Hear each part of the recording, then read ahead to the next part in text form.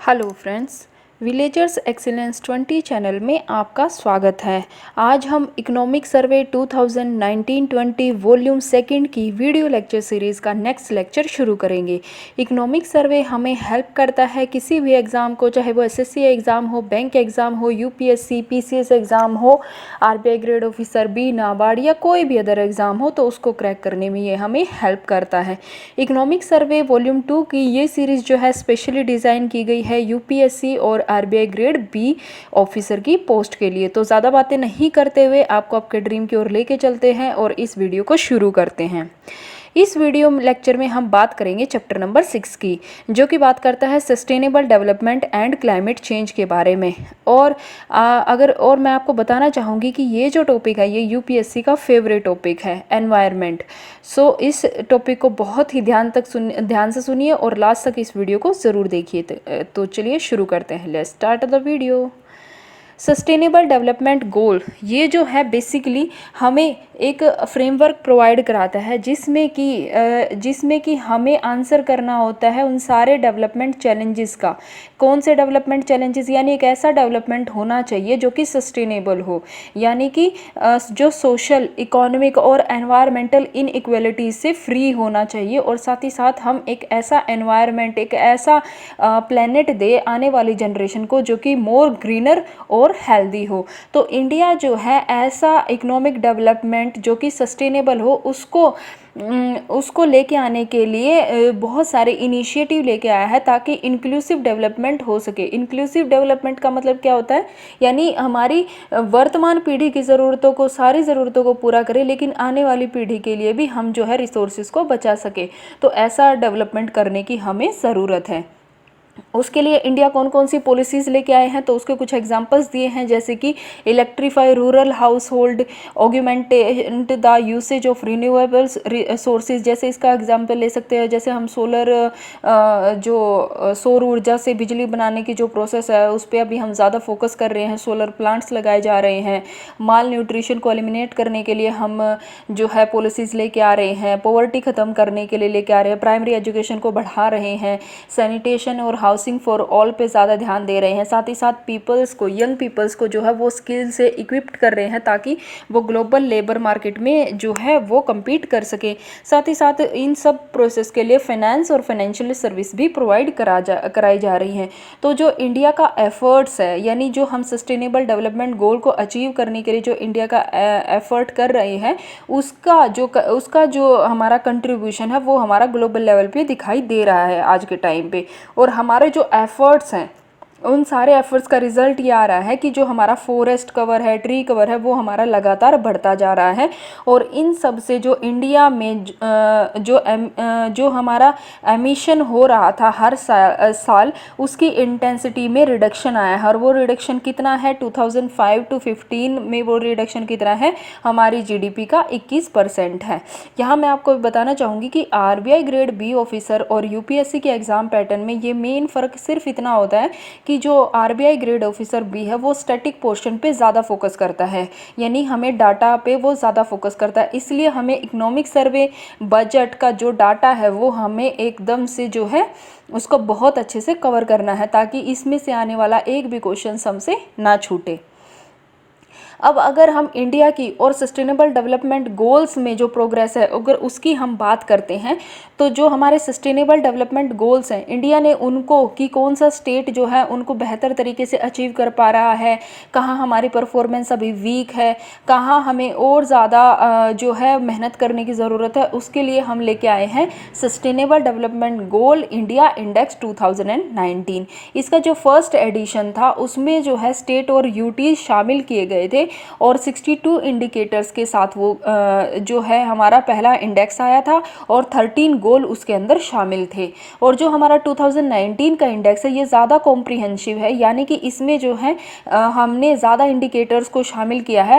मतलब हमने कितने इंडिकेटर्स को शामिल किया, 100 इंडिकेटर्स को इसमें शामिल किया गया है। और कितने गोल्स हैं इसमें, 100 गोल्स को हमने इसमें के अंदर जो है वो शामिल किया है। साथ ही साथ ये जो इंडेक्स है ये क्वालिटेटिव असेसमेंट करता है सस्टेनेबल गोल 17 यानी 17 गोल्स की 17वें जो गोल है उसकी ये क्वालिटेटिव असेसमेंट करता है। अच्छा, इस इंडेक्स का जो स्कोर है वो वेरी करता है 0 to 100। अगर 100 किसी स्टेट या यूटी का स्कोर है, मतलब उसने जो अपना टारगेट, जो हमने सस्टेनेबल डेवलपमेंट गोल्स के जो टारगेट हमारे 2015 में जो आए थे 2030 तक के लिए, तो यानी कि 2030 तक के जितने टारगेट्स हैं वो उस पर्टिकुलर स्टेट ने अचीव कर लिए हैं, तो उसका स्कोर होगा 100। और अगर किसी का 0 स्कोर है, मतलब वो जो है टेबल में सबसे नीचे है। अगर किसी का स्कोर जो है 65 के इक्वल या उससे ज़्यादा होगा तो उनको हम बोलते हैं फ्रंट रनर, जिसको हम ग्रीन से शो करते हैं। 50 to 64 यानी परफॉर्मर यानी ये येलो, और लेस देन 50 यानी कि एस्पिरेंट यानी कि रेड। अगर हम इंडिया के कंपोजिट स्कोर की बात करें यानी ओवरऑल इंडिया की बात करें, तो हमारा स्कोर जो है 2018 में जहां 57 था, वहीं 2019 में बढ़कर कितना हो गया, 60 हो गया। यानी कि हम जो है ग्रोथ कर रहे हैं हमारे सस्टेनेबल डेवलपमेंट गोल्स के टारगेट को अचीव करने के लिए। और ये जो हमारा पॉजिटिव स्ट्राइड, मतलब ये जो पॉजिटिव ट्रेंड आया है, यानी हमारे जो स्कोर में, ओवरऑल स्कोर में जो इम्प्रूवमेंट हुई है वो किस लिए हुई है कि हमने जो है 5 गोल में बहुत ही ज़्यादा बेहतर परफॉर्म किया है। जैसे गोल नंबर 6 जो कि क्लीन वाटर एंड सैनिटेशन के बारे में बात करता है, 7 अफोर्डेबल क्लीन एनर्जी के बारे में बात करता है, 9 इंडस्ट्री इनोवेशन एंड इंफ्रास्ट्रक्चर के बारे में बात करता है, 15 लैंड और लाइफ ऑन लैंड पे बात करता है, 16 जो है वो peace, justice and social institutions पे बात करता है। और यहाँ इंडिया का स्कोर बहुत ही बेहतरीन रहा है बिटवीन 65 to 99। और कुछ ऐसे गोल्स भी है जिनमें अभी हम बहुत पीछे हैं और हमें उन पे स्पेशल फोकस करने की ज़रूरत है।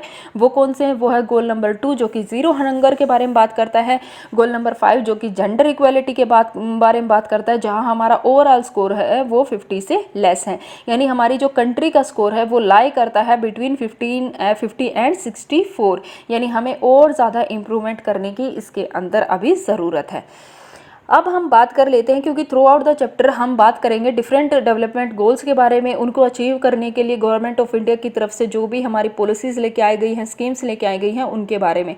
तो first of all we have to know that कि सस्टेनेबल डेवलपमेंट गोल्स आखिर होते क्या हैं। तो सस्टेनेबल डेवलपमेंट गोल्स जो होते हैं, यहाँ पर जो मतलब हम ऐसा डेवलपमेंट होना चाहिए जो कि प्रेजेंट की नीड को फुलफिल करे। यानी सस्टेनेबल का, अगर हम सस्टेनेबल डेवलपमेंट पर्टिकुलर वर्ड का मीनिंग देखें तो सस्टेनेबल डेवलपमेंट का मतलब होता है ऐसा डेवलपमेंट जो कि वर्तमान ज़रूरतों को पूरा करे विदाउट एनी कॉम्प्रोमाइज़, लेकिन जो है जो फ्यूचर जनरेशन है उनकी ज़रूरतों का भी हमें ध्यान रखना है। और अगर हम बात करें इस पर्टिकुलर वर्ड यानी सस्टेनेबल डेवलपमेंट वर्ड की बात करें, तो ये जो पर्टिकुलर वर्ड आया था इसकी जो डेफिनेशन एक्सेप्ट की गई थी वो हमारी की गई थी बर्टलैंड कमीशन में, जो कि हमारे पास उसकी रिपोर्ट आई थी बर्टलैंड कमीशन की, आवर कॉमन फ्यूचर 1987 में उसकी रिपोर्ट आई थी। और उसके अंदर सस्टेनेबल डेवलपमेंट गोल की ये जो डेफिनेशन है उसको अडॉप्ट किया गया था। अगर हम बात करें सस्टेनेबल डेवलपमेंट गोल के एलिमेंट्स की, तो बेसिकली इसमें 3 चीज़ों पे फोकस करते हैं। क्या? पहले ग्रोथ यानी इकोनॉमी ग्रो होनी चाहिए। दूसरा हमारा बात करता है ये सोशल इंक्लूजन, यानी कि हमें ऐसा डेवलपमेंट करना है जिसमें हमारे गरीब तबके को भी हम जो है वो शामिल कर सके। और तीसरा है एनवायरमेंटल प्रोटेक्शन, यानी जो हमारे डेवलपमेंट कर रहे, जो हमारी इकोनॉमी डेवलपमेंट कर रहे, वो हमारा सोशल इंक्लूजन ही नहीं बल्कि ऐसा होना चाहिए कि वो हमारे एनवायरमेंट का डिग्रेडेशन ना करे, एनवायरमेंट को प्रोटेक्ट करे। तो 3 चीज़ें इसमें बेसिकली जो है वो फोकस करके करी गई हैं। अब अगर हम इनके टारगेट्स की बात कर लेते हैं, तो अगर हम ये देखें तो जो सस्टेनेबल डेवलपमेंट गोल्स की गोल नंबर 17 तक इसके जो है 17 गोल दिए गए हैं जो कि 2015 में दिए गए हैं। अब क्या है कि हम अगर इनको याद करने पे चले तो बेसिकली जो है हमें ये रटने पड़ेंगे, लेकिन हमें इसको रटने की ज़रूरत नहीं है। अगर हम इसको 2-3 बार देखेंगे तो वैसे ही याद हो जाएगा। मैंने इसको जैसे याद किया है मैं आपको वैसे बताऊंगी। और अगर आपको ये बेनिफिशियल लगे तो प्लीज़ मेरे वीडियो को लाइक करिएगा और बेल आइकन को दबाना ज़रूर ना भूलिएगा और इस चैनल को सब्सक्राइब करिएगा। देखो, जो सस्टेनेबल डेवलपमेंट गोल्स हैं बेसिकली 3 टारगेट्स हैं, इसके 3 एलिमेंट्स हैं। पहला एलिमेंट क्या है कि हमारा जो है सोशल इंक्लूजन होना चाहिए, यानी हमें जो है सिर्फ अमीरों को नहीं, हमें गरीबों को भी शामिल करना है, यानी हमें सोशल इंक्लूजन लेके आना है। Social inclusion. दूसरा टारगेट हमारा क्या है? हमें ग्रोथ भी करनी है। और तीसरा टारगेट हमारा क्या है? हमें एनवायरनमेंट को प्रोटेक्ट करना है। तो सबसे पहले अगर हम सोशल इंक्लूजन की बात कर लेते हैं तो देखो, जब पॉवर्टी खत्म हो जाएगी, यानी कोई पॉवर्टी नंबर 1 पे है, सबसे पहले हम पॉवर्टी खत्म करने पे ध्यान देंगे, क्योंकि जब हमें सोशली बंदों को इंक्लूज करना है, हम चाहते हैं कि जो है लोग हमारे जो गरीब और अमीर हैं उनके बीच का जो भेद है वो कम हो, तो उसके लिए सबसे पहली ज़रूरत हमारे यहाँ क्या है कि पॉवर्टी खत्म होनी चाहिए, गरीबी खत्म होनी चाहिए। यानी गोल नंबर 1 किसके बारे में बात करता है? गरीबी खत्म करने के बारे में। अब अगर गोल नंबर 1 खत्म यानी गरीबी खत्म हो गई तो गोल नंबर 2 तो जो है वो अपने आप पूरा हो जाएगा। यानी गरीबी खत्म हो गई मतलब जो हमारा हंगर है, ज़ीरो हंगर का टारगेट जो हमारा 2030 तक है वो हम अचीव कर लेंगे। यानी गोल नंबर 2 जो है वो ज़ीरो हंगर के बारे में बात करता है। अब अगर पॉवर्टी खत्म हो गई, हंगर भी नहीं रही, तो तीसरा क्या है, जो हमारे पास पैसे होंगे, यानी हमारी इतनी ग्रोथ हो चुकी होगी कि जब उनका पॉवर्टी नहीं है तो यानी उनके पास पैसा है, इनकम है, मनी है, तो वो सबसे पहले किस पे खर्च करना चाहेंगे? पहले अपनी हेल्थ पे और वेलबींग पे खर्च करना चाहेंगे। यानी गोल नंबर 3 जो है वो बात करता है गुड हेल्थ और वेलबींग के बारे में। अब जो है अगर उनके पास हेल्थ भी फैसिलिटीज़ हैं, सारी फैसिलिटीज़ है, तो वो अपने बच्चों को बेहतर एजुकेशन देना चाहेंगे। यानी गोल नंबर 4 जो है वो क्वालिटी एजुकेशन पे फोकस करता है, क्वालिटी एजुकेशन पे फोकस करता है। अब उसके बाद क्या है, अगर उनके पास पैसे हैं, वो अच्छी हेल्थ प्रोवाइड करा सकते हैं, अच्छी क्वालिफिकेशन वाली क्वालिटी एजुकेशन दे सकते हैं, तो यानी कि वहाँ पर उस सोसाइटी में जो है जेंडर इक्वलिटी पे ध्यान दिया जाएगा। यानी कि गोल नंबर 5 कंप्लीट हो जाएगा। अब उसके साथ साथ हमें क्या चाहिए, वहाँ पर रहने वाली सोसाइटी में जो बच्चे हैं, बूढ़े हैं या जो बंदे रहते हैं, उनके लिए वाटर या सैनिटाइजेशन वाली जो प्रोसेस है, हमें उसको भी गोल नंबर 6 पे फोकस करना है। यानी गोल नंबर 6 भी हो गया। सातवीं प्रोसेस क्या है, इस इंक्लूजन के लिए वहाँ पर क्या चाहिए, वहाँ पर अफोर्डेबल क्लीन एनर्जी चाहिए। बेसिकली जैसे हम गाँव में देख सकते हैं कि ये पंजाब, हरियाणा या NCR, दिल्ली में जब हम देखते हैं तो ये जो पराली जलाने वाली जो प्रॉब्लम्स है, यानी कि या फिर गांव में जो लकड़ी वाला चूल्हा जलाया जाता है, तो उसको दूर करके जो है हम अफोर्डेबल और उनको क्लीन एनर्जी प्रोवाइड करें। तो ये तो हमारे 7 गोल जो हो गए, ये तो हो गए सोशल इंक्लूजन वाले। अब सेकंड था हमारा इकोनॉमिक डेवलपमेंट होना चाहिए। यानी कि हमारा 8th क्या हो गया, हमारी इकोनॉमी ग्रो करनी चाहिए। उस इकोनॉमी ग्रो करने के लिए 9th क्या कहता है कि इंडस्ट्री, इनोवेशन एंड इंफ्रास्ट्रक्चर। अब इकोनॉमी ग्रो होगी तो जाहिर सी बात है वहाँ पर इंडस्ट्री जो है वो ज़्यादा बढ़ेगी, इंफ्रास्ट्रक्चर पे हमें इन्वेस्ट करना पड़ेगा, इनोवेशन को बढ़ाना पड़ेगा। और उससे क्या होगा, जब हमारी इंडस्ट्री ग्रोथ होगी, इकोनॉमी ग्रोथ होगी, तो हमारे यहाँ जो इनइक्वालिटीज़ हैं वो हमारी रिड्यूस होगी। यानी कि अगर इसका एग्जाम्पल ले कि जो मेल फीमेल दोनों की जो है दोनों काम करते हैं, लेकिन जो सैलरी डिफरेंसेस होता है वो होता है, तो वो भी हमारा खत्म होगा। यानी गोल नंबर 10 का टारगेट अचीव हो जाएगा।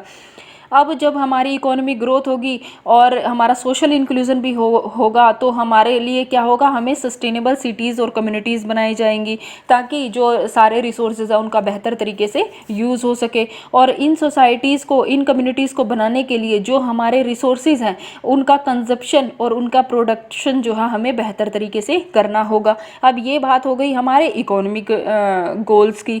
अब हम कहते, अब ये तीसरा टारगेट क्या है, तीसरा एलिमेंट क्या है इसका, एनवायरनमेंट प्रोटेक्शन।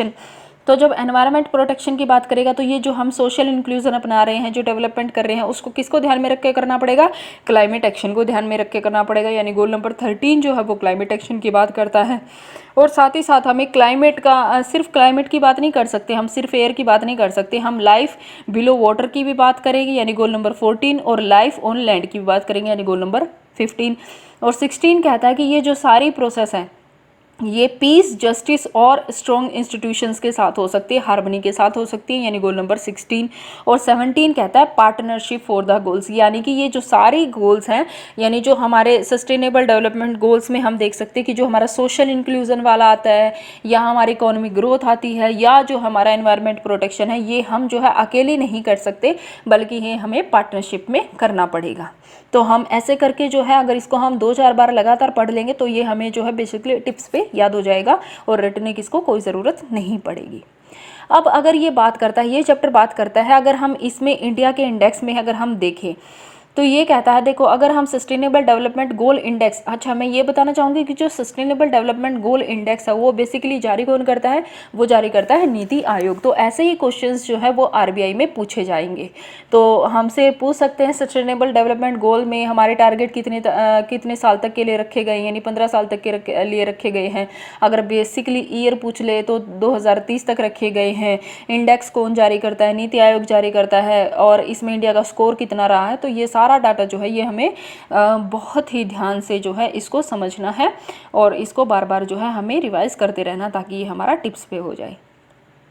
अगर हम सस्टेनेबल डेवलपमेंट गोल 18 की बात कर लेते हैं, तो देखो अगर हम इस फिगर में देख सकते हैं, इंडिया के मैप में देख सकते हैं, जो ग्रीन पोर्शन है वो हमारा शो कर रहा है फ्रंट रनर, यानी कि जो हमारा जो ग्रीन पार्ट है वो हमारा शो कर रहा है फ्रंट रनर, यानी जिनका स्कोर 65 या 65% से ज़्यादा है। और जो रेड है वो हमारा शो कर रहा है क्या, एस्पिरेंट स्टेट्स, और जो येलो है वो हमारा परफॉर्मेंस स्टेट के बारे में बात कर रहा है। यानी कि अगर 2018 में देखें तो जो यूपी है, बिहार है या असम है, सिर्फ ये ऐसे एरियाज थे या ऐसे स्टेट थे जो कि एस्पिरेंट स्टेट थे, यानी जिनका स्कोर लेस देन 50 था। वहीं अगर हम देखें जो सस्टेनेबल डेवलपमेंट गोल इंडेक्स 2019 है, वहाँ पर जो हमारे फर्स्ट जो फ्रंट रनर स्टेट्स हैं वो भी हमारे बड़े हैं।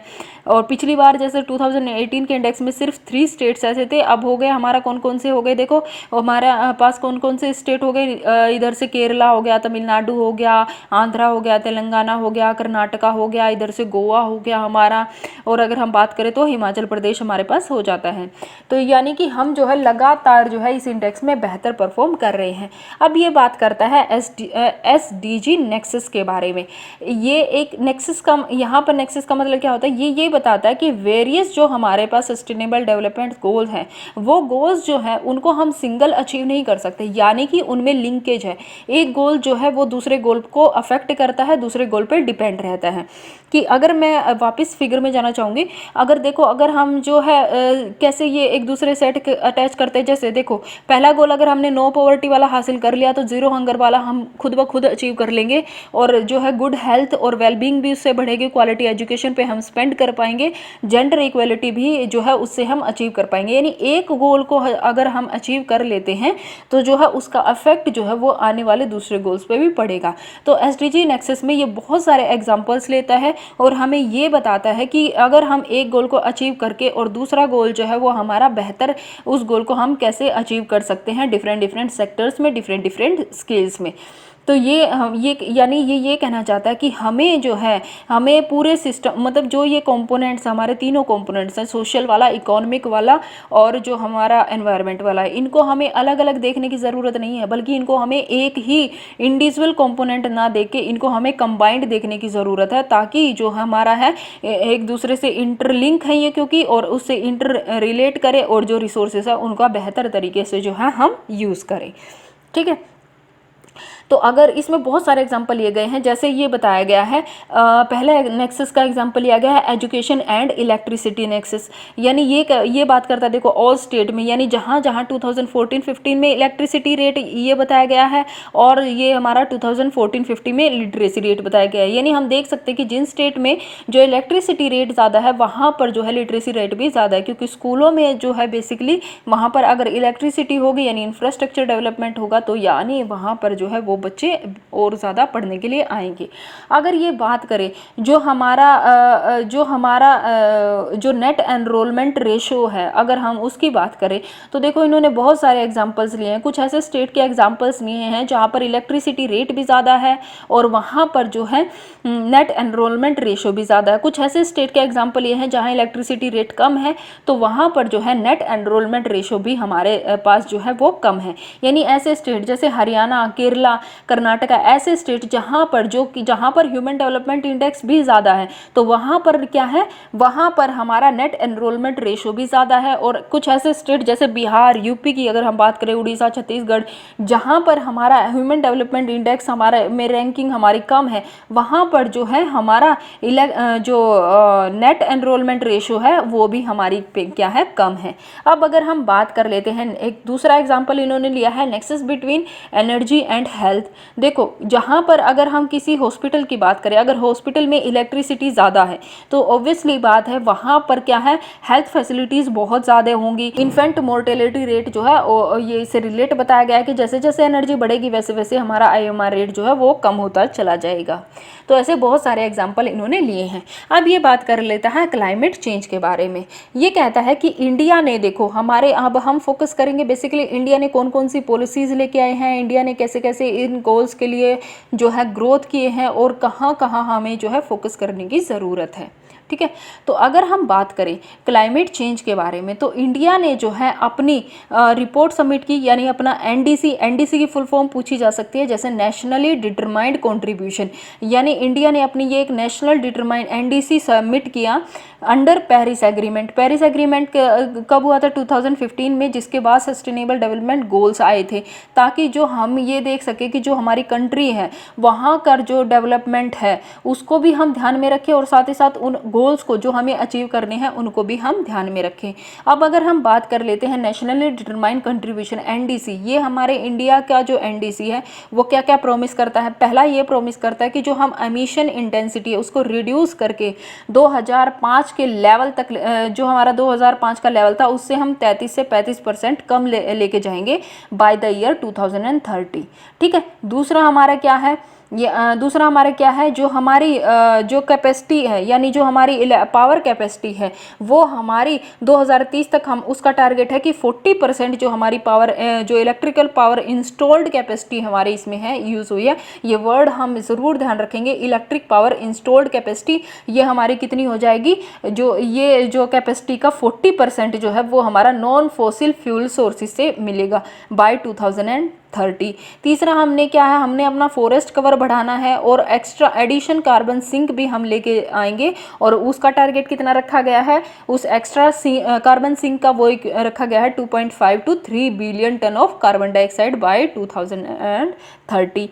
एक टारगेट क्या लेके आया है हमारे यहाँ पर कि हमें एक ऐसा ग्रोथ पाथ हम फॉलो करेंगे जो कि हमारा सस्टेनेबल डेवलपमेंट को डिलीवर करे, एनवायरनमेंट को प्रोटेक्ट करे, और ऐसे ही हम जो है बहुत सारी स्कीम्स लेके आए हैं, जैसे कि स्वच्छ भारत मिशन लेके आए हैं, नेशनल स्मार्ट ग्रिड मिशन लेके आए गए हैं, Atal mission on rejuvenation and urban transformation हम लेके आए हैं। अगर हम बात करें स्वच्छ भारत मिशन की तो देखो 2014 में ये लॉन्च हुआ था। 2 ऑब्जेक्टिव थे इसके। पहले क्या था कि जो हमारा सॉलिड वेस्ट मैनेजमेंट है, यानी 100% हमें साइंटिफिक सॉलिड वेस्ट मैनेजमेंट करना है। दूसरा क्या था, जो अर्बन इंडिया है उसको ओपन ODF यानी ओपन डेफिकेशन फ्री उसको करना है, ताकि जो है बेसिकली हम अपने एनवायरनमेंट को ओवरऑल इम्प्रूव कर सकें। अच्छा, आने वाले 5, अगला टारगेट क्या था कि आने वाले 5 सालों में जो सारे अर्बन एरियाज हैं 35 स्टेट्स और यूटीज को दोनों को मिला के उनको हमें ओपन डेफिकेशन फ्री करना है, और जो वेस्टेज हमारे पास रोस हो रहा है जो वहाँ पर, उसको बढ़ा के 18% से 60% लेके जाना है, जो कि 2014 में 60% था, उसको जो है उस वेस्टेज प्रोसेस को बढ़ाना है, और जो वेस्टेज की प्रोसेस पहले 2014 तक 18% हो रही थी, अब उसको जो है हमें 60% तक लेके आना है। अब अगर ये अगले टारगेट की बात करें तो जो हम 2022 तक हमारा टारगेट क्या है कि 2022 तक हमें रिन्यूएबल एनर्जी से जो है बिजली बनानी है, और उसका टारगेट है 175 गीगावाट का टारगेट रखा गया है, और इसमें से हम ऑलरेडी 83 अचीव कर चुके हैं। तो ये क्वेश्चन हो सकता है कि जो हमारा टारगेट है रिन्यूएबल सोर्सेज से जो एनर्जी बनाने का, वो हम अभी तक कितना अचीव कर सकते हैं? कर चुके हैं 83 गीगावाट हम कर चुके हैं। 175 गीगावाट हमें करना है, और कब तक करना है? 2022 तक। उसके बाद जो यूनाइटेड क्लाइमेट एक्शन सबमिट हुई थी 2019 सितंबर में, जो कि हमारे कहाँ पर हुई थी?